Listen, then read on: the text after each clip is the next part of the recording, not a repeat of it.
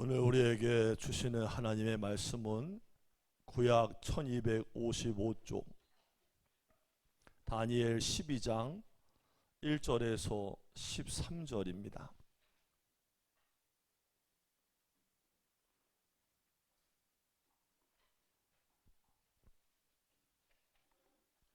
다니엘 12장 1절에서 13절 다 찾으셨으면 아멘. 저랑 한 절씩 교독하십니다.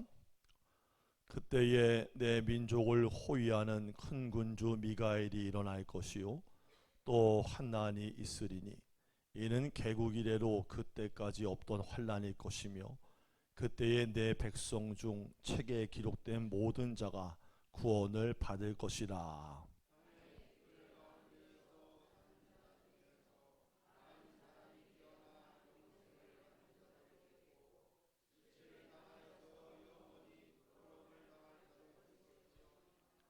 지혜 있는 자는 궁창의 빛과 같이 빛날 것이요 많은 사람을 옳은 대로 돌아오게 한 자는 별과 같이 영원토록 빛나리라.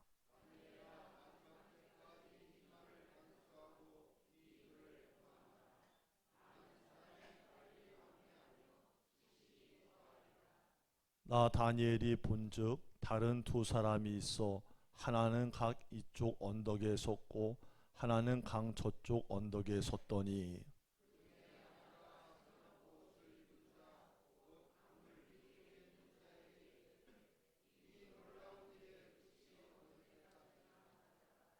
내가 들은즉 그 세마포 옷을 입고 강물 위쪽에 있는 자가 자기의 좌우 손을 들어 하늘을 향하여 영원히 살아계신 이를 가리켜 맹세하이르되 반드시 한때 두때 반때를 지나서 성도의 권세가 다 깨지기까지이니 그렇게 되면 이 모든 일이 다 끝나리라 하더라.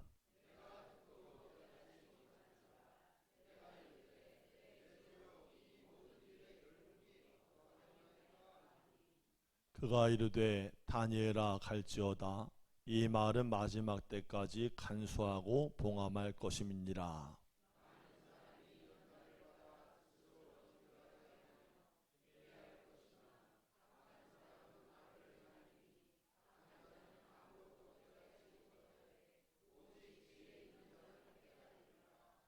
매일 드리는 제사를 폐하며 멸망하게 할 가증한 것을 세울 때부터 1290일을 지낼 것이요.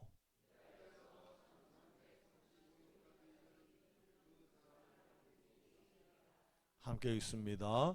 너는 가서 마지막을 기다리라. 이는 내가 평안히 쉬다가 끝날에는 내 몫을 누릴 것임이라. 아멘. 자, 광고 말씀 다 드렸고 또한 말씀도 읽었습니다. 하나님 말씀 나누겠습니다. 전후좌우로 반갑게 인사합시다. 하나님이 우리와 함께 하십니다. 아멘 아멘. 여러분 오늘 함께 나눈 이 다니엘 12장은 다니엘이 히데겔 강가에서 보았던 환상의 끝부분에 해당이 돼요. 이 12장은요 인류 역사의 마지막 때에 일어날 환난에 대해서 말씀하고 있어요. 1절 한번 보시겠어요? 그때에 그때까지 그때에. 여기서 그때란 단어가 1절에 몇 번 나오지요? 몇 번이요? 저도 못 드시나? 할렐루야. 3번이 나옵니다. 3번. 도대체 그때가 어느 때를 가리키는 것일까? 다니엘 12장은 11장에 이어지는 내용이에요. 11장 40절에 보면 그때는 바로 세상의 마지막 때라는 것을 알 수 있어요. 함께 합시다. 세상의 마지막 때는 오고야 맙니다.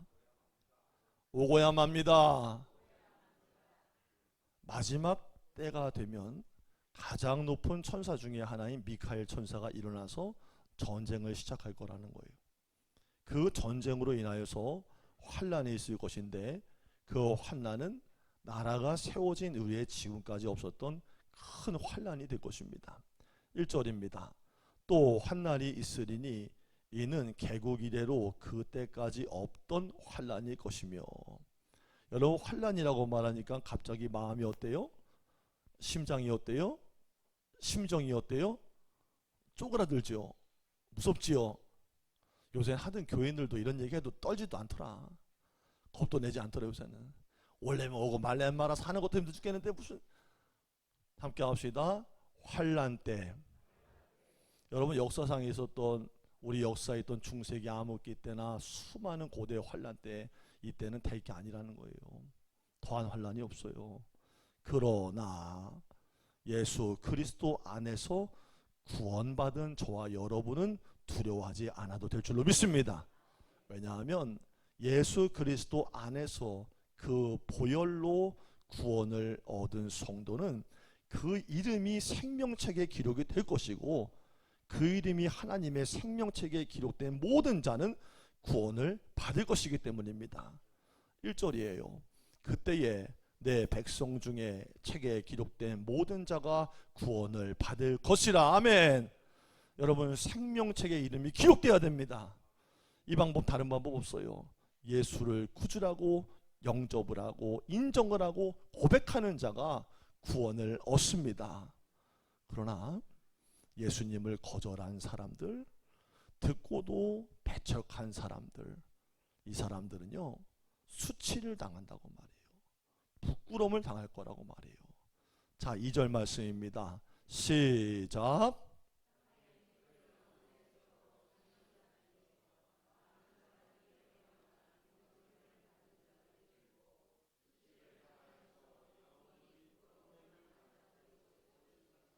아멘. 아무 일이 없고 다들 살기가 평안한 때는 누가 의인인지 누가 악인인지 잘 알 수 없습니다. 그것은 여러분이 농사를 쳐보셔서 아시지만 마치 저 넓은 논에 알곡과 쭉정이가 함께 자라고 있는 동안에는 잘 구별이 되지 않는 것과 같다고 할 수 있는 거예요. 그러나 세상의 끝날 마지막에 환난의 때가 되면 누가 의인이고 누가 악인인지 가리는 것은 그렇게 어렵지 않습니다. 왜냐하면 재판장이신 예수님이 예수님이 알곡과 쭉정이를 친히 나누실 것이기 때문이에요. 예수님은 알곡은 모아서 천국 창고에 들이시고 쭉정이는 꺼지지 않는 불에다가 태우실 것입니다. 자, 3절입니다. 시작.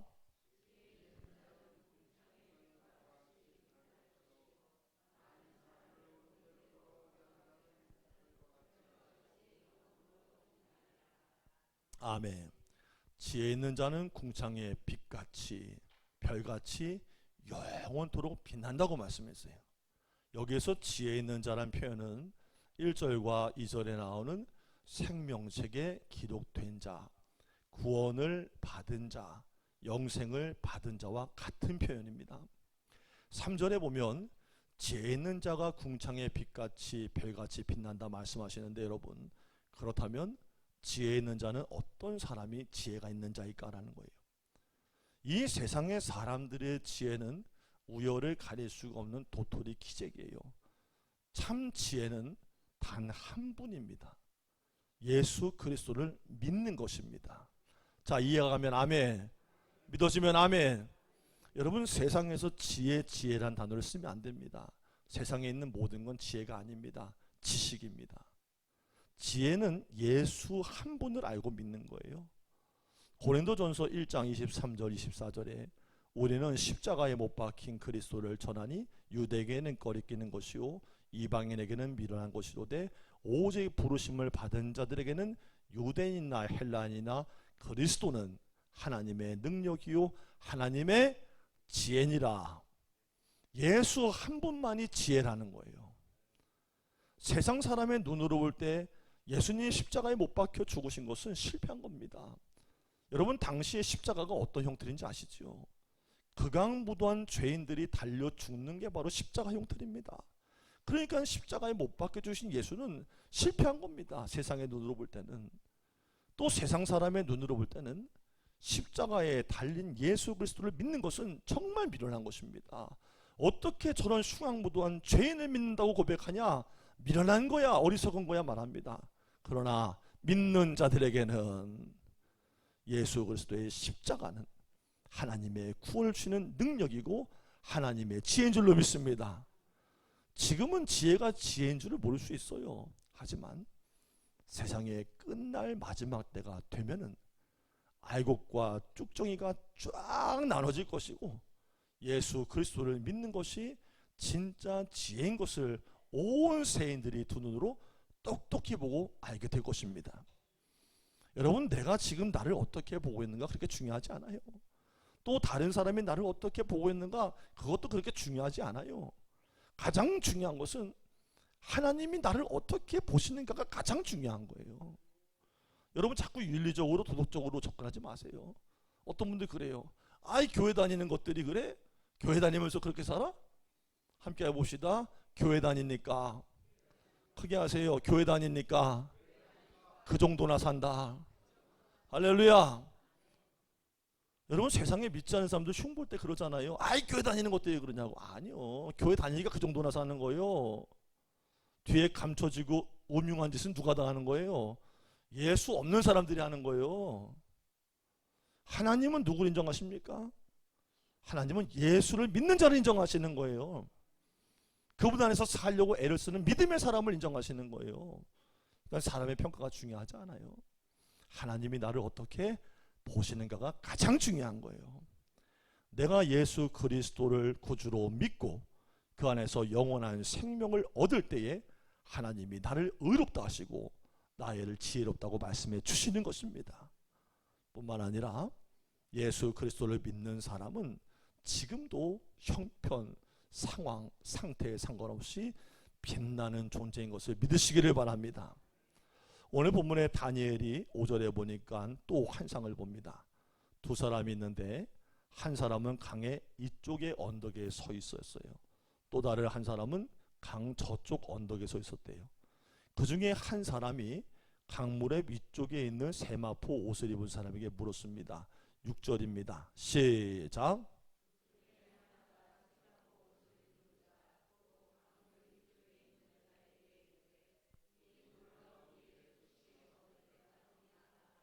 아멘. 뭐라고 물었대요? 뭐가 궁금했대요? 이 놀라운 일의 끝이 어느 때까지냐? 바꿔 말합니다. 마지막 때가 언제입니까? 라고 물은 거예요. 그러자 세마포 옷을 입은 자가 7절에 이렇게 말합니다. 시작.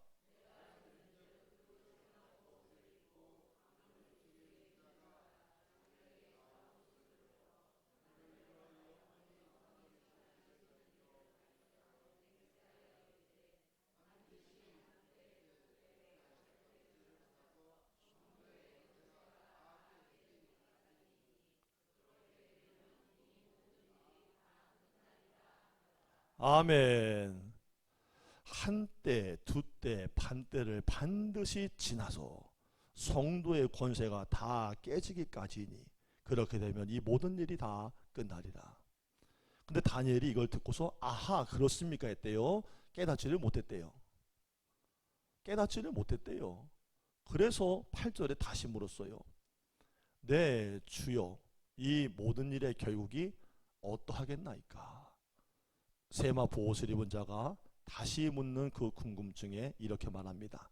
11절 12절 매일 드리는 제사를 폐하며 멸망하게 할 가증할 것을 세울 때부터 1290일을 지낼 것이요 기다려서 1335일까지 이르는 그 사람은 복이 있으리라. 여러분, 제가 다니엘서하고 요한계시록에 관련된 서적을 한 40권 정도를 가지고 있더라고요. 뒤져봤더니 거기에 보니까 참 해석이 다양합니다. 유대적으로, 히브리적으로, 또한 기독교적으로, 로마 가톨릭적으로, 시대적으로, 역사적으로, 문화적으로 다 풀어놨어요. 중세 암흑기라라고 해석하는 입장만 읽어보면 책이 거의 1000페이지가 넘어가요. 한때, 두때, 반때를 지내야 된다는 말, 여러분, 제가 솔직히 말씀드려요. 여러분, 저 보세요. 제가 정확하게 알까요? 여러분, 목사님들이 모르면 모른다고도 말을 해야 돼. 말씀드릴게요. 저 몰라요. 표정들이 왜 애매하지? 목사님은 다 알아야 됩니까? 몰라요. 정확히 뭘 말하는지 잘 모르겠어요. 주석을 읽으면 읽을수록 헷갈려요. 너무 방대해요. 뭐 역사에 나오는 암흑기 시대 때에 죽었던 성도의 숫자에 유대력 절기를 집어넣고 곱하기 빼기 나누기 다 했는데 뭔 뜻인지 잘 모르겠어요. 우리는 알 수가 없습니다. 다니엘도 그렇게 총명한 자인데 깨닫지를 못했다고 말해요. 그리고 또 본문에 나오는 1290일과 1335일이 정확히 뭘 뜻하는지 우리는 잘 알 수 없어요. 그럼에도 불구하고 우리가 분명하게 아는 것이 있습니다. 두 가지 말씀드릴게요. 이 이상으로 자꾸 캐 들어가면 여러분 이상한 사람 됩니다. 이단되는 거예요. 첫 번째, 마지막 때는 분명히 정한 때가 있다. 여러분, 주님이 오시지 못할 때는 없습니다. 주님이 못 오실 시간은 없습니다. 주님은 언제든지 오신다고 하셨습니다. 두 번째는 마지막 때는 하나님의 비밀에 감춰져 있다고 하는 거예요. 여러분, 예수님 제자들 기억하시죠? 마태복음 24장에 보니까 제자들이 마지막 날에 대한 궁금증을 가지고 예수님께 그 비밀을 물었어요. 마태복음 24장 3절에 어느 때에 이런 일이 있겠사오며 또 주의 임하심과 세상의 끝에는 무슨 징조가 있겠습니까? 예수님은 세상의 마지막 날의 징조를 자세하게 설명하신 다음에 마태복음 24장 36절에 이렇게 말씀하셨습니다. 그러나 그날과 그때는 다 할 때까지 할 거예요. 아무도 모르나니. 모른다고 했어요. 성경대로 믿으세요. 할렐루야. 뭐 자꾸 나와가지고 유튜브 찍으면서 하늘의 마지막 개벽 천지의 날이 곧 왔는데요, 곧 왔는데요, 곧 왔는데요. 그거 이상한 거고, 날짜를 막 때려 맞춰가지고 시기를 보니까, 징조를 보니까 대통령이 떨어져 나가고 또 누가 일어서고 그날이 된 것 같아요. 이것도 애매한 거고, 아무도 모른다는 거예요. 하늘의 영계에 있는 천사들도 모르고 아들도 모른대요. 아들이 누구요? 아들이 누구예요? 하나님하고 본체이신 아들도 모른다는 거예요. 감췄다는 거예요. 오직 누구만 하셔요? 하나님 아버지 한 분만 하신다는 거예요. 할렐루야. 그러니까 마지막 날에 대해서 여러분들 자꾸 유추하려고 하거나 뭐 역사적으로 환경을 보면서 이것이 이렇게 될 것이야 그러지 말라는 거 쓸데없는 소리요. 그럴 시간 있으면 목사님 떡이나 갖다 줘. 할렐루야. 마지막 날에 관한 비밀을 아는 분은 오직 하나님 한 분이십니다. 그러므로 마지막 때를 살아가는 성도가 가져야 될 태도와 신앙이 있습니다. 그것은 세상의 종말과 마지막 날이 정확히 몇 년, 몇 월, 며칠인지가 아니라는 거예요. 마지막 때를 살아가는 성도가 가져야 될 태도와 신앙입니다. 그것이 뭐냐? 모든 것이 하나님의 주권 아래 있음을 인정하고 감사하면서 오늘을 믿음으로 인내하고 사는 거예요. 할렐루야. 왜 인내하라고 말씀드렸을까요? 어제도 제가 가만히 책상에 설교 준비했다 생각해 봤어요. 옛날에 그렇게 뜨겁게 믿던 권사님, 옛날에 그렇게 가문의 줄을 이어서 믿던 자녀들, 그렇게 기도 많이 하던 분들 다 어디로 갔는가? 다 어디로 갔을까? 여러분, 성경은요 진리입니다. 마지막 때 믿는 자를 보겠다 그랬어요.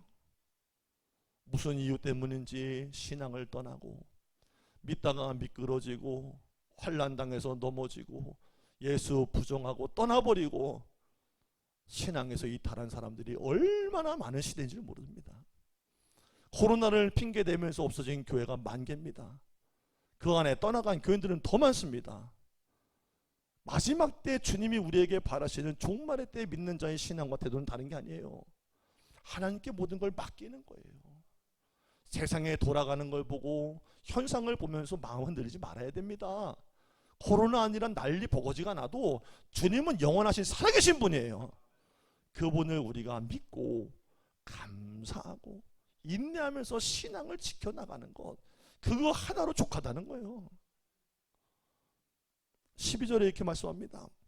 기다려서, 뭐해서? 기다려서 1335일까지 이르는 사람은 복이 있으리라. 자, 이 말을 다시 말씀드릴게요. 마지막 때를 기다리는 사람이 복이 있다. 자, 13절입니다. 너는 가서 마지막을 기다려라. 마지막을 기다려라는 거예요. 여러분 혹시 어떤 사람이나 어떤 날을 막 학수고대하고 기다려본 경험이 있으세요? 있으세요? 막 그 뭐라 그러죠? 막 뭐가 빠질 줄 기다린다고 하잖아. 뭐가 빠질 것 같이. 얼마나 학수고대하고 기다렸으면 눈이 빠질 것 같이 기다렸을까? 제가 집사람하고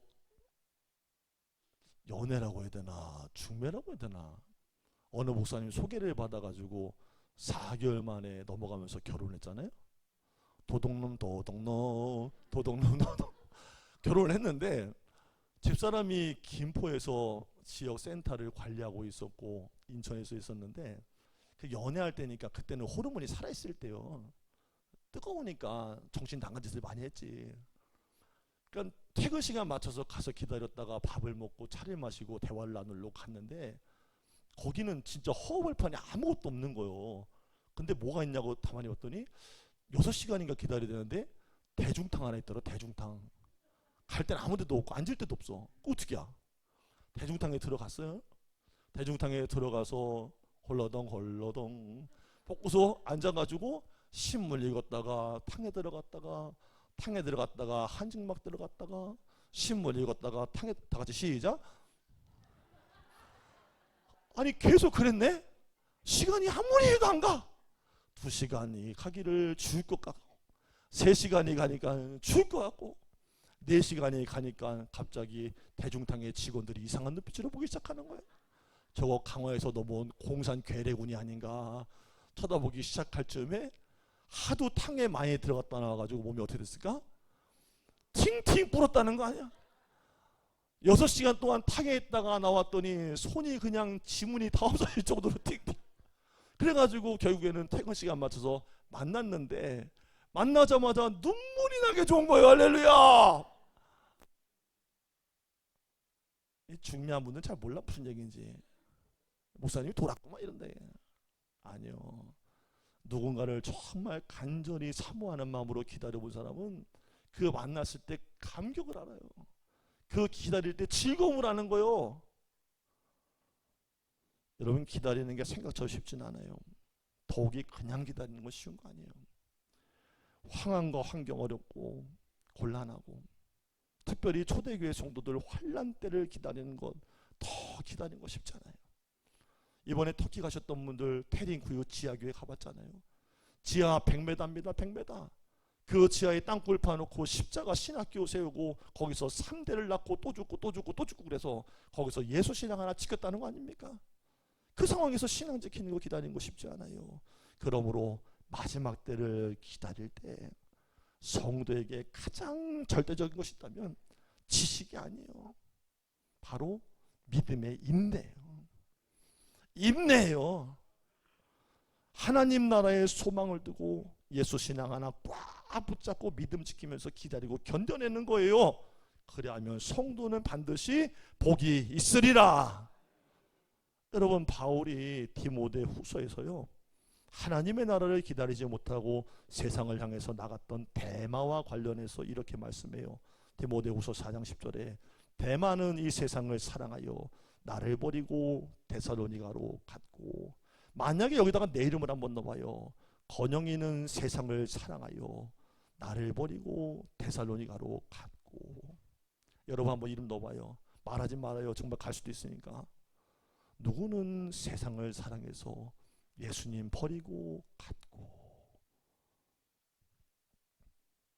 그러지 말아야지요. 삶의 문제가 있어도 정말 눈물 나기 힘들어도 끝까지 믿음 지킬 축복해요. 말씀 마칩니다. 오늘 다니엘서 본문은 우리로 하여금 눈의 초점을 바꿔주고 있어요. 이 세상의 초점에서 하나님 나라로 초점을 끌어올리는 거예요. 우리는 나도 알지 못하는 사이에 믿음 생활하다가 이 세상으로 자꾸 스며듭니다. 길들여져요. 그래서 내 눈의 초점이 자꾸 이 땅에 내려가요. 자꾸 맞춰져요. 예를 들자면 이런 거예요. TV 채널만 돌리면 무엇을 먹어야지 병들지 않고 오래 건강하게 살 것인가. 그래서 나도 항상 건강 염려증에 시달리면서 뭐 좀 좋은 게 없을까, 몸에 좋은 게 없을까 계속 그것만 생각하는 사람이 있어요. 어디서 살아야 행복할까? 남들은 저 비싸고 좋은 환경의 집에서 산다는데 나도 한번 저기 살아봐야 사람 되는 거 아닐까? 어떻게 해야 이 세상에서 돈 많이 벌고 성공하고 누리고 살 것인가? 남들 다 그렇게 즐기고 산다는데 나도 모르게 자꾸 그렇게 가요. 자꾸 그렇게 가요. 근데 오늘 본문은 다니엘의 마지막 때의 환상과 함께 눈에 초점을 보이지 않는 하나님의 나라로 옮겨주고 있다는 거예요. 세상의 마지막 날이 다가오고 있다. 내가 주님 앞에 장차 서는 그날에 과연 주님 앞에 어떻게 서 있을 것인가? 이것을 묻는 질문이기 때문이에요. 장차 주님 앞에 설 때에 우리 소태교회 모든 어르신들과 성도님들, 우리 자녀들이 착하고 충성된 종아, 끝까지 믿음 지켜서 고맙다, 이 칭찬 한마디, 위로 한마디 듣게 되기를 예수의 이름으로 축원합니다. 기도하겠습니다. 아침 저녁 이제나 저제나 주님 다시 오심을 믿고 고대했던 믿음의 선진들의 그 순수한 마라나타의 신앙이 시들어져 버린 이 세대의 말씀으로 깨어있는 자, 예수 신앙 지키는 자 되게 하셔서 영생의 길에 들어서게 하여 주옵소서. 감사함 예수님의 이름으로 기도드립니다. 아멘.